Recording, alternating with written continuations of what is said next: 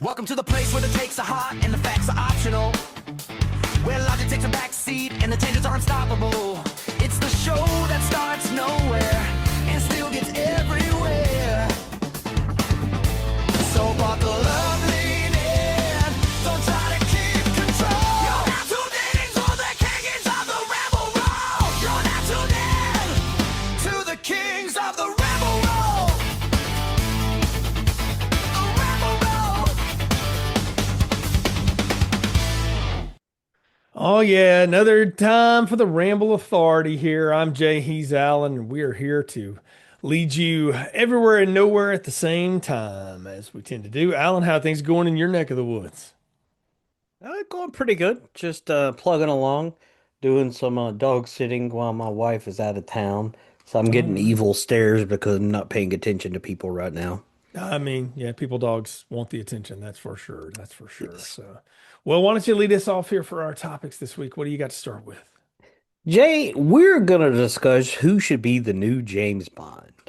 Um, you know, let's be honest. Roger Moore was great. Sean Connery was great. Timothy Dalton was good. I don't think he gets the credit he deserves. He Pierce got a bad Brosnan was second script, but yeah. Yeah, So, Pierce Brosnan had bad scripts. I feel like outside of GoldenEye, like all the scripts hmm he had were Yeah, Die Another Day is trash. awful. Yeah. So, Tomorrow Never Dies is just as bad. hmm Um, and let's be honest, Daniel Craig was phenomenal. I thought. Now he had really good scripts and really good writing, but I really liked Craig's portrayal of it. There have been a lot of names um, thrown around. Some people want Henry Cavill, Callum Turner. Um, and I had heard Jacob Elordi mentioned. I never watched Euphoria. My daughter says he was great in it. But I'll tell you, I saw him in something recently, which is not Bond like, but hmm it let me understand what a fabulous actor he was. Have you seen the new Frankenstein Oh yes, on that's a tremendous, tremendous movie. Yeah, and he's He great in it. was fabulous in it, like Hmm blew me away. Which, Yep. because I was like, who is this? And I looked it up. I'm like, oh, Jacob Elordi. I'm like, he can act. I'm Yeah. like, I think he should be the new James Bond. I think they need to sign him up now and start making the movie because I need another Bond flick in my life. Now, I want to tell you what sold me on him. It wasn't that Frankenstein. That just solidified it. I saw him in that weird movie Saltburn, and he's I awesome haven't in seen that. it. It's strange, but he's good in it. I haven't seen Euphoria either, but I've seen him in other stuff. I like him. I could go for Aaron Taylor Johnson too. People hate on him, but I like him a lot. I think he's fun and the right thing. But I almost feel like he might be better on the villain side too. Henry Ooh. Cavill, 8 years ago, I would have said yes. Now I want him as a villain because he's the best villain of the Mission Impossible series, period, the end. I want him as a villain because he would be a great villain. If you put Tom Holland in that, I'm not going to watch the movie. I'm just going to tell you right now. It's no, no, it can't happen. No. And I don't dislike him, but he ain't right for this. I don't know Callum Turner. I've heard that name and I've seen him and stuff, but I just don't know him. If you give me the pick, I'm taking or Lordy, Taylor Johnson, or we just don't do it.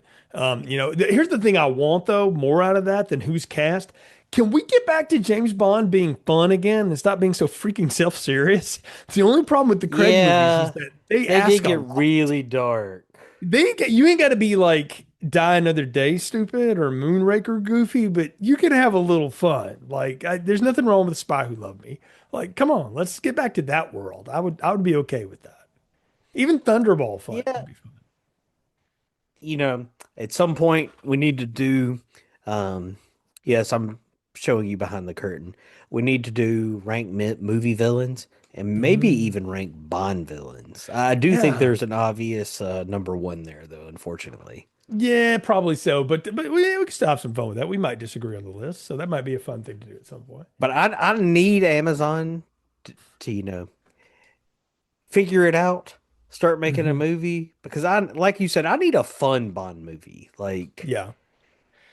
Learn the lessons that Disney is now learning and reaping from Star Wars. Don't do that. Do something else. We could talk for hours about how overexposed and how they killed that. Like, Yeah. Yeah, We well, I mean, it didn't was need gonna happen. 75 TV shows and 27 Marveled movies. it, and it was yeah, and it that killed Marvel too. So but The yeah, overexposure, man. yeah, man. Speaking of overexposure, I'm gonna do my work topic first, and then do the fun ones later this week. What's the optimal number of meetings in a day related to actual productivity? I gotta say, three's about it. You hit me for more than three, I ain't getting nothing else done because I'm prepping, doing, and then following up on that. And by the time I've done that, 6 of the 9 hours of my workday are gone. And it's not because I'm slow; it's because I'm thorough. I ain't no, I can't do anything more than that. I've done days before, Alan, where I had seven back to back Zoom teams, in person, something with somebody. And nothing drains my soul more than that. But what's your opinion? The optimal number of meetings in a day related to actual productivity? Two, no more. Oh, And maybe it's just the field I'm in, okay? hmm Because I have to be very, people are going to ask me questions about numbers because I'm an accountant. yeah, And it's like, that's not something I'm going to remember. So I have to do some research and get you some answers beforehand. fair. And like you said, it's anytime I do a meeting, I just feel like a little bit of myself die because I hate meetings. Uh, hmm because I always feel that a meeting lasts as long as it takes the last person to get whatever the topic is. Um, Yeah. and then there's always that person, well, I got this one question, and I'm like, damn it, Johnny, it's 11:59. I'm ready to have lunch, and now you're going to drag this out another 30 minutes. So So, here's the thing. I can go three meetings if they mhm. are, hey, this is a 30-minute meeting and we're sticking to 30 minutes, or this is an hour and no more, no less. But the Yeah. meetings I got dragged into, two is my max. Yo, see, so I started this thing years ago when I was leading teams and stuff. I have a spreadsheet that has a countdown on it. You have to put the topic that you want to talk about the meeting and how long you think it's going to take, and it subtracts from the total number of time for the meeting. So if it's a 45-minute meeting and somebody's going to talk for 8 minutes, guess what? We have 37 minutes left. And the thing locked the day before we had the meeting. All right. So if we're going to meet on Wednesday, Tuesday night, that bad boy locks off. And if I see there's 16 extra minutes at the end of it, guess what? We're meeting for 29 minutes. You got something else? It's called email. Do that. Yeah. Unless it is drastic, important, like a snowstorm, pandemic, those religious experience, those are the three like caveats. Otherwise, it can wait. And I run meetings that way and still run meetings that way. I am often praised by people outside of the workplace. Then when they meet with me, that it is efficient. I don't waste time. We get in, we get out, and I give you time back, which is nonsense.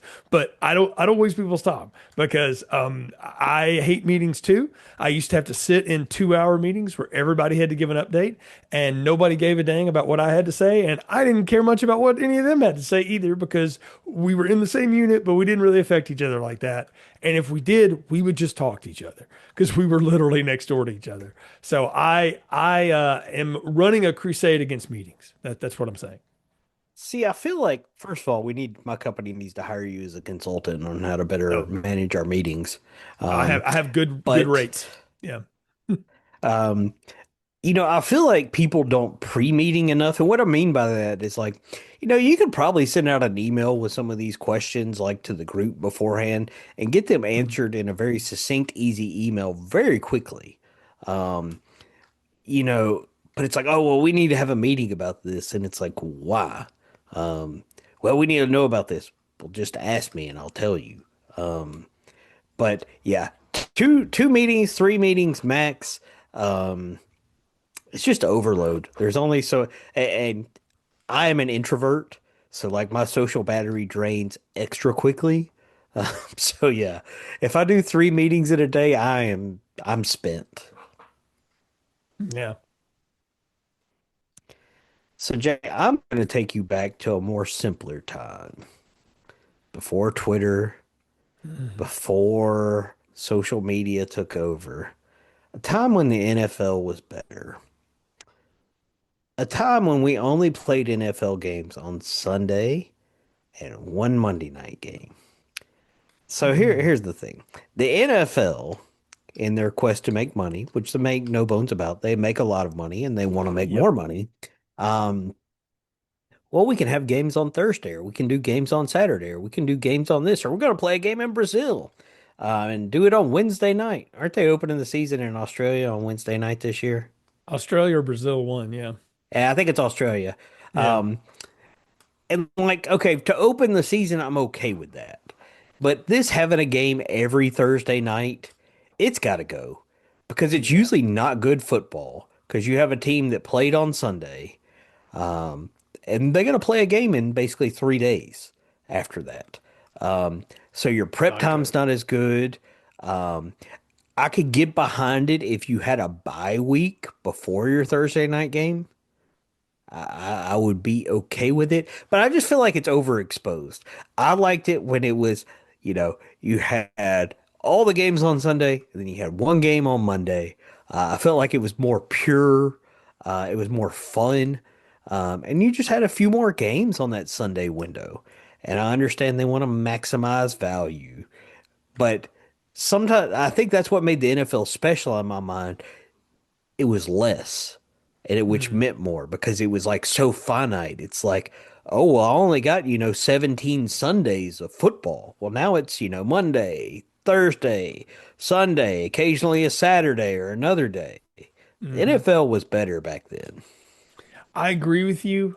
I get why it is expanded into the turf because I think Godfather Roger has seen that college football is going to screw itself into oblivion. So he's going to pick up the he's going to be like John Lovitz in The Wedding Singer. See, you say I don't like comedies. I like comedies. Who's standing there watching Adam Sandler freak out and going, "He's melting down and I'm reaping the benefits." That's what Raj is doing in the back there.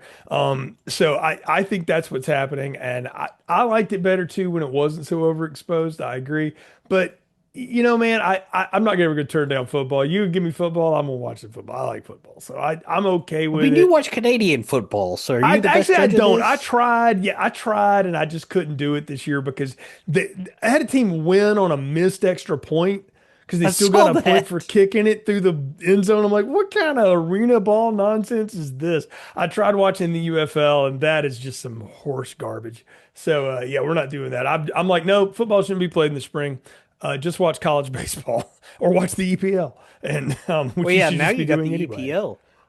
By the Yeah, way, now I have PSG EPL, beat and I have Arsenal reason to today to believe go to the again because Champions League. Eddie Howe figured out how to coach the squad again. So I have reason to believe one more time. But yeah, that's kind of my thoughts on that. I liked it better too when we didn't have so darn much of it. But on the other hand, I kind of like the fact that we got a lot of good football because at least it's watchable football, man. Like some of this stuff is It is, but I not that just, great. I don't feel like watching Cleveland and the Jets play on a Thursday night is very Nobody wants to watch the entertaining. Jets, man. Like that's fair. Nobody watches those guys. That's fair. So, all right. Let me ask you. I'm going to ask you a question before I answer it this time on my second point. And I mean in terms of entertainment, and you can broaden that out as much as you want. In person, consuming entertainment, whatever. What scares you still at this point in life? Well, so full disclosure, I have a Mm, crippling fear of heights. Um, mm,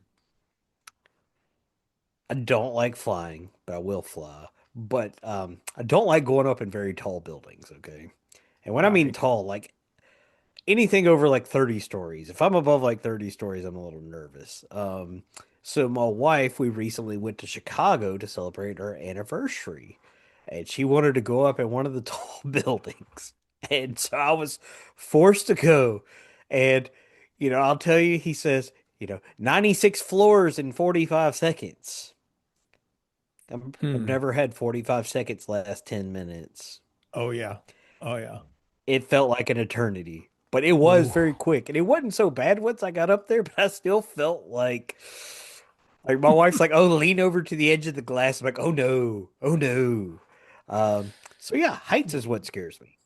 And that's fair. I deal with that. I will still get like goose flesh, the hair I don't have on my head standing up. Uh, if I think I'm being followed in a dark alley And I put all that back to seeing 1978's Halloween when I was 8 years old. And I still love it. But it's hard for me to get scared by a movie. Jump scares, sure, because that's an emotional reaction. That I don't count that. Like actually being eerie out by something, if I feel like I'm being followed at all, it wigs me out. Mostly because I'm a big guy, so I've lived with big guy privilege, knowing that like if you're going to follow me and do anything with me, there's got to be a lot of you. So I've already noticed you. Or if you're just doing a solo run, you got to dispose of me. I'm too much trouble. So I more or less get by, on that. Nobody gonna mess with me. And also I walk around and look mostly annoyed anyway, because I've perfected that art and people will leave you alone in public when you look like that. I've learned. So that still scares me, but gosh, it's so funny to me to think about like when I stopped being scared of things that I used to be scared of. And I was trying to put a pinpoint on it, and I'm just too old to remember it, but I thought that would be a fun thing to kick around. Like, what still scares you? And I think heights for real. My wife's still very much scared of heights, so I can relate to that feeling. I got her up on a Ferris wheel once, and I thought she was going to dive, like off of it because she was done. So I learned that very early in the relationship. Heights, no, don't do this. You'll get on a plane because she can ignore it in the tube of death, but no, climbing up hills. Everest, not gonna happen. Yeah, so So and that's when fine I because I ain't interested in none of that anyway. So after I got married, it may have been right, but it may have been the year before I got married. My wife and I went to Six Flags, okay? And mm, this is what I thought I still liked roller coasters. And the older I get, the less I like them. hurt the bones, I don't man. need to be, yeah, I Yeah. know. And I'm a short guy, so it's like my head's always getting like bounced around. But Hmm. so we went on the Superman in Six Flags over Georgia, which that's one of the coasters where it's like it pulls you back and you're facing the ground. Yeah. Oh no. Yeah. And my wife will tell you I let out a noise that she did not think was possible Your from an barbaric yawn. adult man. No, it was like a high-pitched cheerleader scream. Okay. It was pure terror. That is terror. Wow. Well, I'm glad you survived it. So, because yikes. But okay, fair enough. Fair enough. Jay, we're gonna get involved in the social sciences this week. Mm. So I'm gonna propose this question to you and ask you first. When did common sense become uncommon? When we got too educated to have sense enough to admit when we were wrong. Rip Quint. But no, really, that's why I recommended You're Not So Smart back on the first episode we did or whatever. That's a chronicling of when that started for us. Is when we got so educated and so into knowledge that we forgot how to learn anything. And that would be my answer to that. Yeah. So, and you would think like we live in the information age. Anything you want to know, you can find out, you can learn, you can watch a video on. Um, and it's like I walk around and I see people do things, and I'm like, why? I blame the internet. There's a great quote, Yeah. and I'm going to butcher this, okay? It's better to be thought of as a fool than open your mouth and be found discovered as a fool. Yeah. Yeah. True. I I think people don't know their limitations. It's like, hmm. I know I'm not an auto mechanic, so I'm going to defer to the guy who knows what he's doing on that. I'll say this too. I think we have stripped away because we have access to so much stuff this way.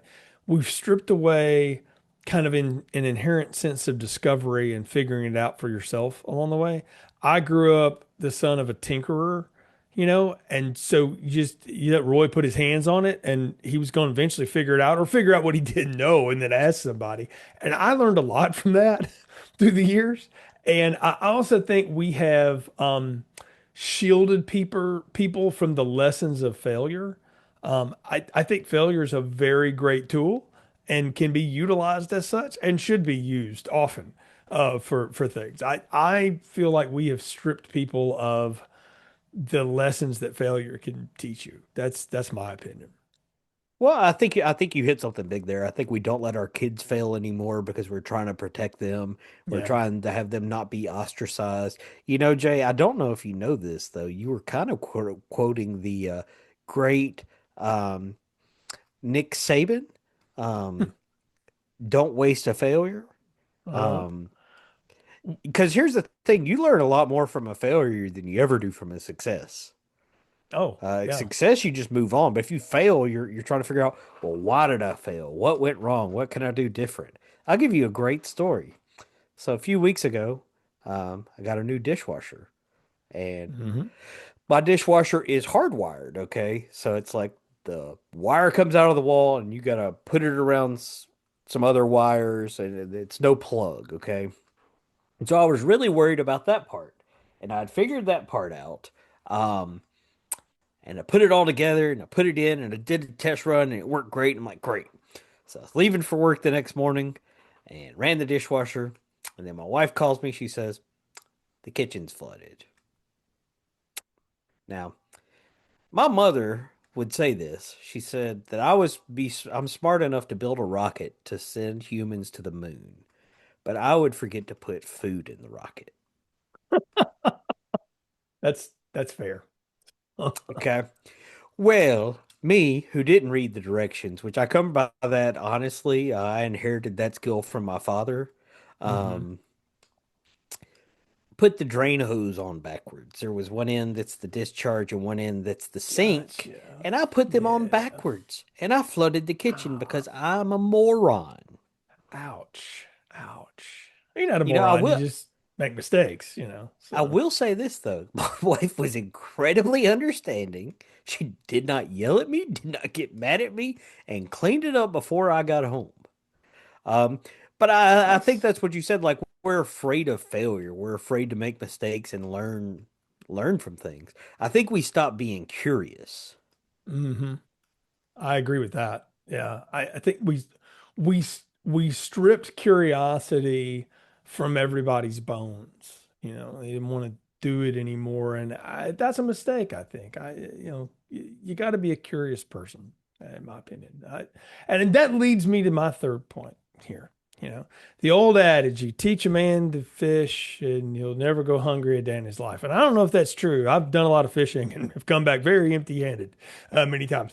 I don't think teaching someone to fish may feed them forever.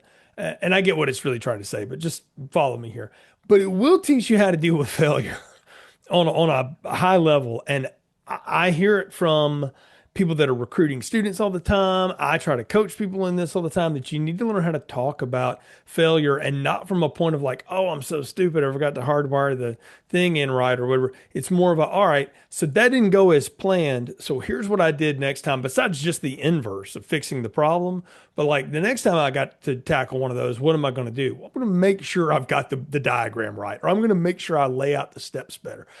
I really think fishing itself as an activity will teach you how to deal with a lot of frustration, how to work out of kinks and problems, how to really go for it when you know you got one on the line, and how to deal with it when it gets off the hook, or if you just go dry one day.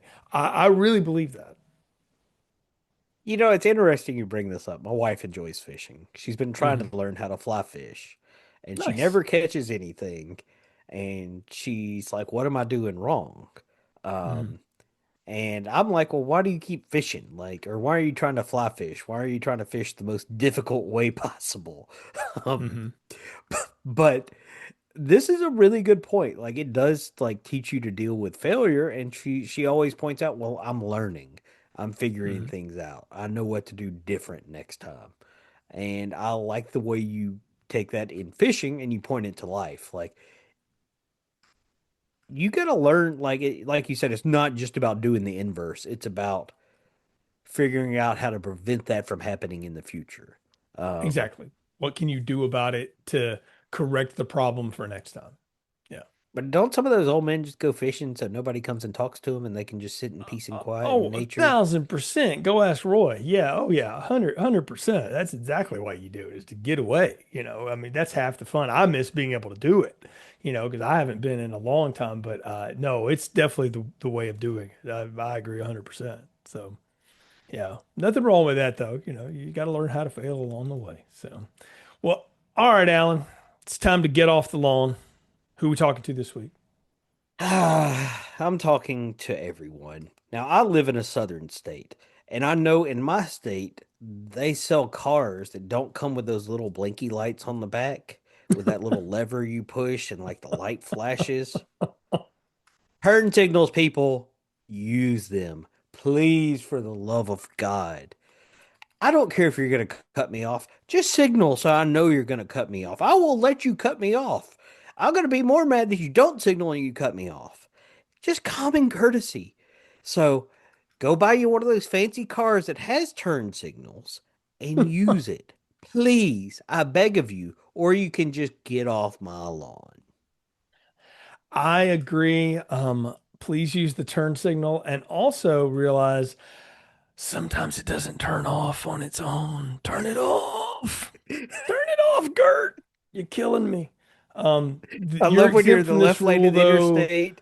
If you're in the state of Alabama, though, you're exempt from this rule if you have a 33 on your tag. Looking at you, Franklin County, or if you're from the wonderful Tennessee hamlet of Lawrenceburg, because we know you don't know how to drive anyway. So, and that is a true statement, as we all know. Sir, Jefferson County and Shelby County would like a word. Like a word. Well, I wouldn't doubt it. Yeah, 1,000%. So, well, it's time to shine a light on a creator doing good things. I don't know if these guys use turn signals or not, but they sure enough have a good time talking about movies, and particularly talking about movies that were supposed to be something, but for whatever reason fell short of the mark. Talking about our friends over at Why Wasn't It Better? I don't know if you've checked these guys out or not, Alan. They have a great YouTube channel where you can watch videos. They've got Spotify, Apple, all the places and stuff. But Patrick and Anton and their rotating group of friends talk about movies that, again, were supposed to be like creme de la creme, but for whatever reason missed the mark. And sometimes in that discussion, they discover, hey, you know what? This is actually good. Give it another shot. And sometimes they discover, oh, it's bad. It's just as bad as you thought it was. And here's 57 reasons why. But they always have a good time with it. It's a podcast that goes down in about an hour for the most part. I highly recommend Why Wasn't It Better? We'll link their YouTube channel and their socials in the description. But definitely recommend checking those guys out. They're a lot of fun. You know, it's funny you bring that up. I love movies that have like unique ideas. And there was one I tried to watch recently that like it was such a novel idea and it should have been so good. Have you tried to watch Mickey 17? Yes, and I feel the same way as like it had potential, but then it just kind of miffed at the end. Exactly. It's like it should have been so good. Like, and then Yeah, it just kind of womp womp womp. yeah. Felt that way about that one for sure. So. Well, as always, Alan, good talking these ramble topics with you. And folks, if you're listening and watching this show, go ahead and give us a follow, give us a like, share the show on socials, YouTube, Apple, Spotify, wherever you find us. We appreciate it. And we want you to tune in next time where you might hear Alan say, Get off my lawn. Go Arsenal. Welcome to the place where the takes are hot and the facts are optional. Where logic takes a back seat and the tangents are unstoppable.